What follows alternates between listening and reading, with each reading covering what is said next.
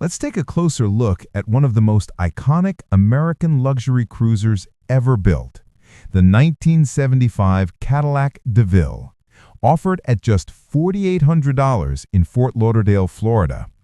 With only 69,000 miles, this full-size classic still carries the quiet confidence and road presence that made Cadillac the king of comfort throughout the 1970s. According to the seller, this DeVille has been in the same family for years, not a car that's been passed around or abused. It still runs and drives great, proving how durable these massive V8-powered Cadillacs really were.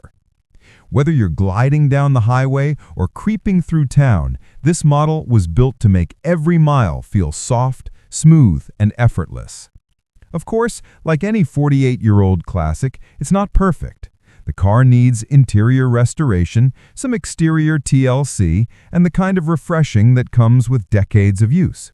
But the structure appears solid, and the best part? It comes with a clean Florida title in hand, ready for its next owner.